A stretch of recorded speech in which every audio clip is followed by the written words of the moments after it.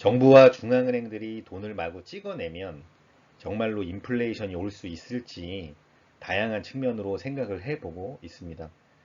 이번에는 물가 하락이 무서운 이유라는 키워드로 세 번째 내용을 이어가도록 하겠습니다. 지난 내용을 간단히 요약을 해보면 돈이 많아짐에 따라서 인플레이션이 발생할 수는 있지만 반대로 물가가 오르지 못하게 하는 요인, 즉 디플레이션 측면으로도 생각을 해봤습니다. 디플레이션 압력을 일으킬 수 있는 요소들에 대해서 8가지에 대해서 확인을 해봤고 그 중에서도 부채가 아무래도 가장 강력한 보스이지 않을까라고 내용을 다뤄봤었습니다. 그리고 현재는 부채만 놓고 본다면 코로나로 인해서 부채가 오히려 증가한 상황이기 때문에 부채가 줄어들 수 있는 상황을 정부와 중앙은행들이 유동성을 공급해 주거나 돈을 낮은 이자로 빌려주는 등 이런 정책들을 통해서 부채가 축소되지 않고 오히려 증가하고 있는 상황이어서 현재 굉장히 우려가 되고 있는 상황이라고 할 수 있습니다. 그렇다면 정부와 중앙은행이 현재 줄어들지 않고 계속 늘어나고 있기만 한 이 부채가 아무 이상이 없을 수 있도록 막아줄 수 있을 것인가, 이 부분을 한번 살펴봐야 될 것 같습니다. 내용을 살펴보기 전에 디플레이션이 무서운 이유를 먼저 생각해 볼 필요가 있을 것 같습니다. 사실 최근에는 정부와 중앙은행들이 인플레이션보다는 디플레이션을 훨씬 두려워했었는데 그 이유를 간단히 생각을 해보면 경제 분위기가 낙관주의에서 비관주의로 바뀌면, 그러니까 경기가 좋았다가 앞으로 좋아지지 않을 것이다, 앞으로는 안 좋아질 수 있다, 이렇게 분위기가 바뀌게 되면 이 각 경제 주체들, 각 경제들의 주체들의 행동이 한 방향으로 나타나게 됩니다. 채권자, 그러니까 돈을 빌려주는 사람은 경기가 안 좋아질 것 같아서 돈을 잘 안 빌려주려고 하고, 돈을 빌려가는 채무자 역시도 돈을 잘 안 빌려가려고 할 것이고, 투자자 역시도 경기가 안 좋아질 것 같기 때문에 투자를 회수하게 됩니다. 이 생산자인 기업 역시 물건의 생산량을 줄이고 뭐 고용을 축소하는 등 이런 현상이 나타나게 되고, 소비자도 더 허리띠를 졸라매고 어, 빚을 갚거나 아니면 뭐 생활비를 조금이라도 아끼려고 한다거나 뭐 이런 현상들이 나타나는데, 이것들을 표현을 한다면 공통적으로 돈을 확장하려고 하지 않고 쓰거나 아니면 투자를 하거나 하지 않고 돈을 모두가 보존을 하려고 합니다. 그렇기 때문에 경기 침체가 될 것 같아서 경제 분위기가 비관주의로 바뀌게 되면 각 경제 주체들이 모두 한 방향으로 돈을 보존하려는 현상이 나타나게 됩니다. 근데 이 돈을 보존하려는 현상이 뭐 한두 명 이렇게 소수에게서 나타나면 큰 문제가 안 되지만, 그것들이 이 경제 전반에, 시장 전반에 이렇게 넓게 퍼지게 되면 그때부터는 정말 문제가 되는데, 이 중요한 것은 사람이 이 환희보다 공포가 더 빨리 전염이 된다고 합니다. 그래서 경제가 좋아질 것 같다라는 분위기가 퍼지는 것보다 경기가 안 좋아질 것 같다라는 이 심리가 퍼지는 속도가 훨씬 빠르고 그 동기화되는 것도 굉장히 빠르게 나타난다고 합니다. 그렇기 때문에 이런 현상들이 깊어지면, 디플레이션 심리가 나타나게 되면 위와 같은 이러한 각 주체들의 한 방향의 행동 때문에, 돈을 보존하려는 행동 때문에 시중에 있는 화폐 유통 속도가 빠르게 감소하게 됩니다. 시중에 돈이 부족해진다는 뜻인데, 이렇게 디플레이션 상황으로 빠지게 됐는데 이게 장기화된다면 어떤 문제가 발생을 하느냐면, 이 그동안 쌓아왔던 부채들, 이 부채들이 연쇄적으로 채무 불이행이 나타날 가능성이 굉장히 높아지게 됩니다. 왜 채무 불이행이 연쇄적으로 발생할 수밖에 없는지 조금 더 살펴보도록 하겠습니다. 디플레이션 상황에서 채무 불이행이 연쇄적으로 나타나는 이유는 통화량 감소가 가장 큰 원인이다라고 지목이 되고 있습니다. 통화량 감소가 발생을 하면 왜 부채가 연쇄적으로 채무 불이행이 일어나느냐, 이 부분을 간단하게만 설명을 드리면 통화량에 대한 부분을 살짝 이해할 필요가 있는데, 예를 들어서 한 국가의 전체 부채가 100이라면 그리고 그 부채에 대한 이자가 만약에 2라면 내년에는 이 국가에 있는 총 통화가 102가 되어야 누군가는 원금은 갚지 않더라도 적어도 이자를 낼 수 있게 됩니다.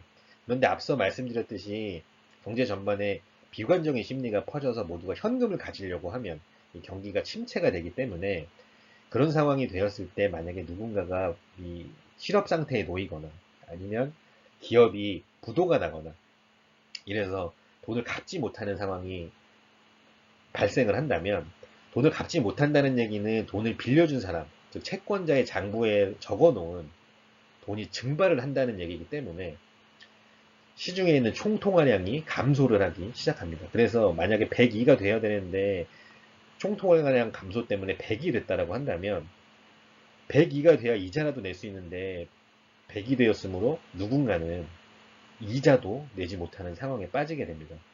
그런데 디플레이션이 더 무서운 것은 이런 상황이 되면, 이런 상황이 만약에 시작이 된다 그러면 이 각 시장에 참여하는 주체들이 더 현금을 보존하려는 현상이 깊어지게 되는데 채권자 역시 경기가 안 좋아질 것 같으니까 돈을 빌려줘도 받지 못할 것이라고 생각을 하기 때문에 더 돈을 빌려주지 않으려고 하고 채무자 역시 이 돈을 더 빌리려기보다는 한 푼이라도 아껴서 빚을 갚거나 당장 생활비를 생활비를 위해서 소비를 축소하게 됩니다. 소비를 축소하게 되면 기업 이익이 악화되고 그렇다면 기업은 제품 생산량을 줄이거나 아니면 고용을 축소하기도 합니다.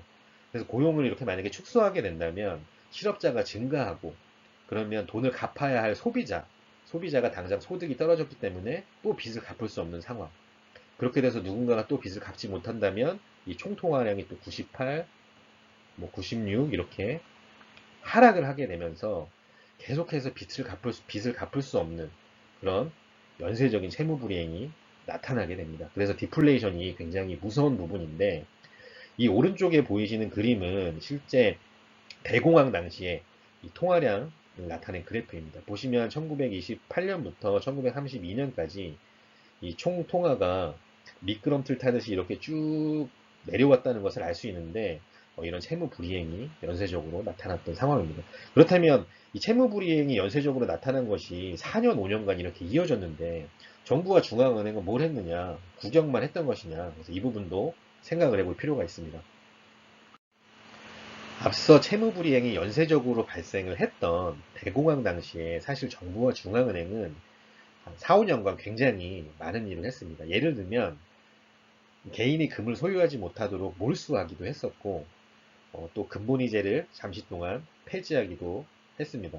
또 은행들이 계속 파산을 하기 때문에 개인들이 은행에 접근하지 못하도록 아예 은행 문을 막 닫기도 하고 그런 일도 있었고 또 금본위제를 폐지하면서 통화량을 엄청나게 늘리면서 이 시중에 통화량이 축소되는 걸 만회하기 위해서 상쇄하기 위해서 시중에 통화 공급을 엄청나게 많이 하기도 했습니다. 그럼에도 불구하고 채무 불이행을 막기 어려웠던 이유는 정부와 중앙은행이 사실 각종 정책들을 통해서 시장에 돈을 공급하는 것은 어렵지 않습니다. 예를 들면 가게나 기업에게 자금을 지원해 주거나 아니면 낮은 이자로 자금을 빌려 주거나 이렇게 하는 것이 어렵지 않은 부분인데 다만 이 정부와 중앙은행이 기업과 가게들이 그 돈을 가지고 부채를 잘 상환하도록 강제할 수가 없기 때문입니다.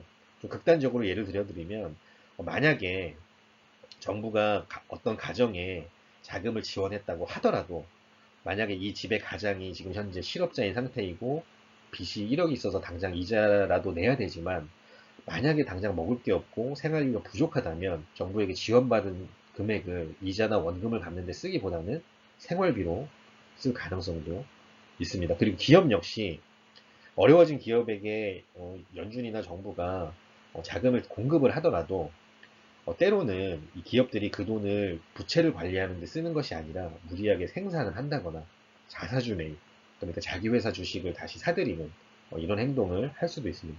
사실 이 자사주 매입은 최근 10년간 미국에서 굉장히 문제가 많이 됐었는데 예를 들면 미국을 대표하는 뭐 항공업체들, 이 항공업체들이 최근 10년간 굉장히 어려워지고 있었는데 정부나 연준에게 지원받은 자금을 가지고 뭐 고용을 늘리거나 아니면 생산적인 투자를 하거나 부채를 상환하거나 이렇게 썼어야 되는데 그 돈을 가지고 자기 회사의 주식을 매입을 했습니다. 이 자기 회사의 주식을 매입하면 주식이 귀해지면서 주식 가격이 오를 가능성이 높아지고 또 배당도 많이 가져갈 수 있게 됩니다. 그래서 정부하고 연준이 지원받은 자금을 기업들이 자사주 매입을 통해서 주주들이 배당과 주가 상승의 이익만 굉장히 많이 가져갔었습니다. 그리고 코로나가 발생을 하게 되자 이제 그런 자사주 매입을 통해서 돈이 없었기 때문에 오히려 지금은 돈을 달라고 이렇게 하고 있는 상황입니다.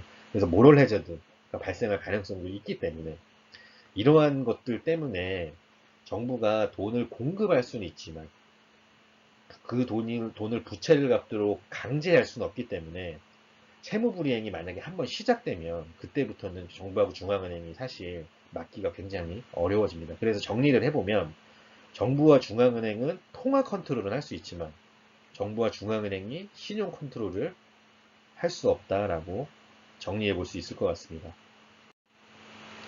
우리 입장에서는 정부와 중앙은행들이 돈을 마구 찍어내고 있기 때문에 당연히 인플레이션이 더 두렵겠지만 반대로 정부와 중앙은행들은 인플레이션과 디플레이션 중에 어떤 것을 더 두려워할지 이 부분을 좀 생각해 볼 필요가 있습니다.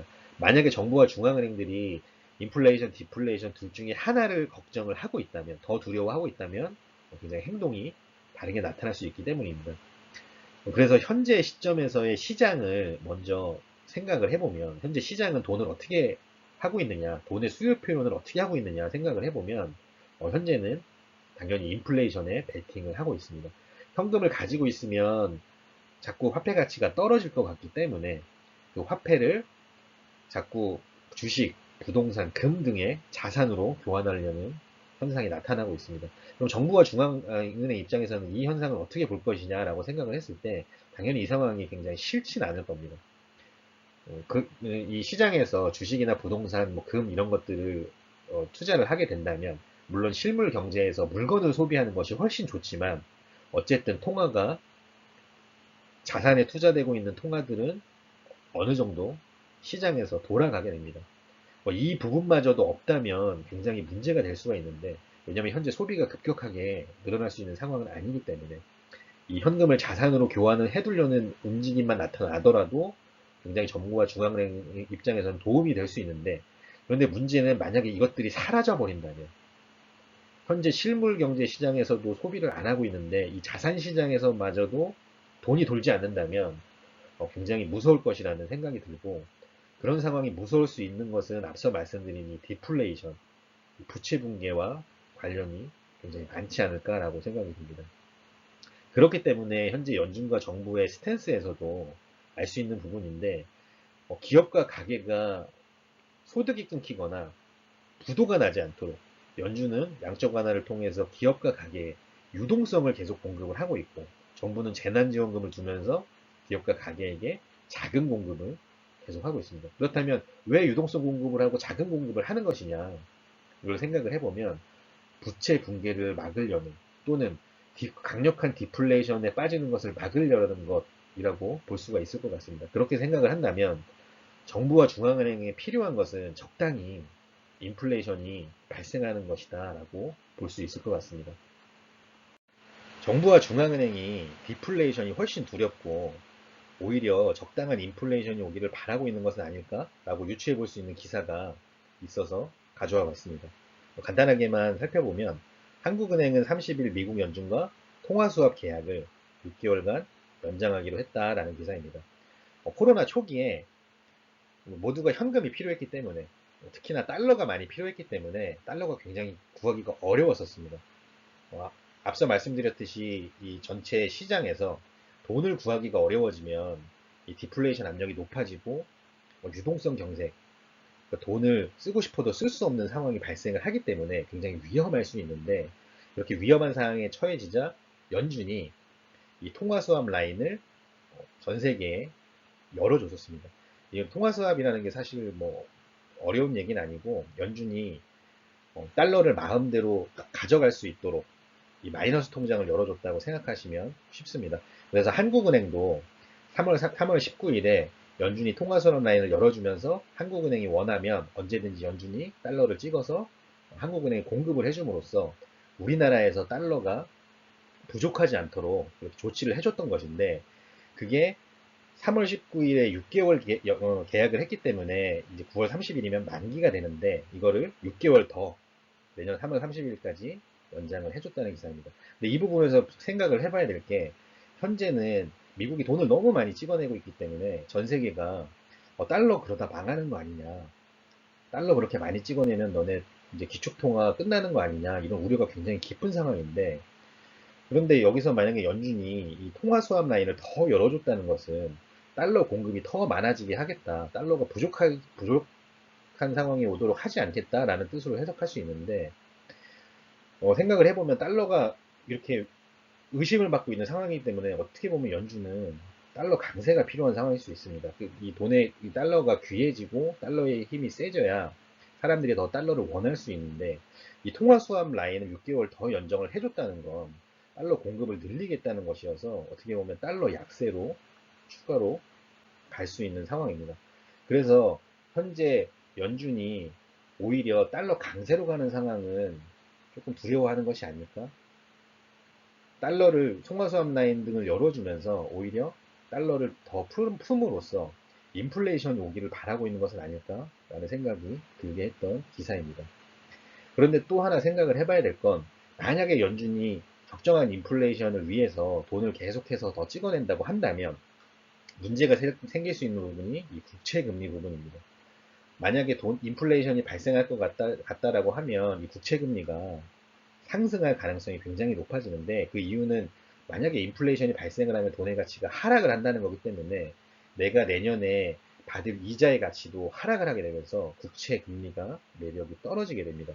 매력이 떨어지게 되면서 금리가 상승을 할 수 있는데 현재 연준이 만약에 인플레이션을 용인하는 거라면 그로 인해서 국채 금리가 상승할 수 있는데 아시다시피 현재 부채가 굉장히 많은 상황이기 때문에 부채 금리가 상승을 하면 이 대출 금리도 덩달아서 상승을 할 수가 있습니다. 그렇게 되면 또 부채가 위험해진다는 얘기인데 그래서 좀 정리를 해보면 연준이 만약에 인플레이션을 원하고 있는 것이라면 금리가 상승할 수 있어서 부채가 또 위험해지는 그렇다고 돈을 너무 그 시중에 있는 자금을 축소시켜서 달러 강세로 만들자니 또 이 경제가 더 깊은 침체로 올 수 있을 것 같고 그래서 아마 제 생각에는 연준이 이러지도 못하고 저러지도 못하는 굉장히 어려운 상황에 빠져 있다라고 생각이 드는데 어찌됐든 이 부분은 조금 더 추적을 해봐야 될 것 같습니다.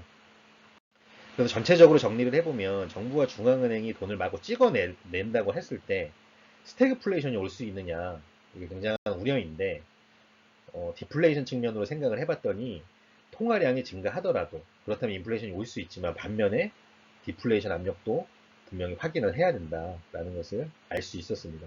그리고 현재 주목해야 될 부분을 생각해 봐야 될 텐데 과거에는 그랬고 현재는 이러고 있다는 걸 우리가 알고는 있지만 그럼 앞으로는 어떻게 될 것이냐 그럼 어떤 지표들을 좀 봐야 인플레이션이나 디플레이션을 좀 예상해 볼 수 있겠느냐 좀 생각을 해본다면 네 가지 정도로 정리를 할 수 있을 것 같습니다. 첫 번째는 연준 자산의 증가. 연준 자산이 지금 현재 7조 달러인데 만약에 이게 10조 달러, 20조 달러 이렇게 급격하게 늘어난다면 당연히 인플레이션 압력이 높아질 겁니다. 게다가 정부도 현재 지원금이 공화당, 민주당 합의가 잘 안 되는 것으로 알고 있는데 만약에 계속해서 앞으로도 올해도 내년에도 내후년에도 계속 지급해야 된다면 돈이 굉장히 많이 풀릴 거기 때문에 그것도 인플레이션을 발생시킬 수 있어서 이 규모를 살펴봐야 될 것 같고 두 번째는 굉장히 중요하다고 생각을 하고 있는데 은행의 초과지급 준비금입니다. 지금 연준이 은행들의 국채를 사주면서 은행들한테 돈을 줬습니다. 은행들이 돈을 가지고 있어야 나중에 대출 수요가 있을 때 대출을 해줄 수가 있기 때문에 은행들의 유동성이 풍부해질 수 있도록 은행들이 좀 돈을 많이 가지고 있을 수 있도록 은행들을 지원했는데 사실은 이 은행들이 그 돈을 현재는 대출을 하고 있지 않고 다시 연준 계정에 예치를 해놨습니다. 그래서 그 돈들이 지금 규모가 대략 2조 7천억 달러 정도 되는데 연준이 늘어난 총 자산이 4조 달러에서 7조 달러까지 3조 달러가 늘었는데 그 중에서 대부분이 연준 자산 계정에 아직 그대로 들어있다라고 생각하시면 될 것 같습니다. 그래서 만약에 그런데 이 돈들이 시중에 풀려 나온다면 이게 2조 달러에서 1조 달러, 5천억 달러 이렇게 줄어든다면 그때는 또 인플레이션을 고려해 봐야 될 것 같은데 좀 주목해야 될 부분은 6월 17일 날, 6월 17일 날은 초과 지급 준비금이 약 3조 달러였는데 이게 최근에 한 달 동안은 조금씩 줄었습니다. 조금씩 줄어서 2조 6천억 달러가 됐었는데 지난주부터 그러니까 8월 12일부터 다시 2조 7천억 달러로 약 1,300억 달러 정도 늘어났습니다. 이 말은 지금 은행들이 한 달 동안은 그래도 시중에 돈을 조금씩 공급을 하다가 현재는 다시 회수하고 있다라고 볼 수 있는 부분입니다. 그래서 만약에 회수를 하게 된다면 그 디플레이션 압력이 생길 수 있기 때문에 이 초과지급 준비금 이 부분도 굉장히 중요하게 봐야 된다는 생각입니다. 그리고 세 번째는 앞서 말씀드린 국채금리 상승 여부. 만약에 국채금리가 지금 현재 미국 10년물 기준으로 0.7% 정도 되는데 이게 1%, 뭐 1.5%, 2% 이렇게 상승을 한다면 대출금리 역시 따라서 올라가기 때문에 이자 부담이 굉장히 늘어날 수 있어서 이 부분은 굉장히 중요하게 봐야 될 것 같고 또 네 번째는 각종 부채에 대한 연체율 예를 들면 뭐 카드 연체율, 자동차 할부 연체율 또는 모기지 연체율 이렇게 각종 부채들에 대한 연체율이 높아진다면 앞서 말씀드린 대로 부채의 연쇄적인 채무 불이행이 일어날 수 있기 때문에 신용 축소가 일어날 수 있기 때문에 이 부분을 굉장히 주목해서 봐야 되지 않나라는 생각입니다. 그래서 이 네 가지가 앞으로 어떻게 인플레이션과 디플레이션을 일으킬 수 있는지 추적을 해 나간다면 굉장히 도움이 되지 않을까라는 생각을 해봤습니다.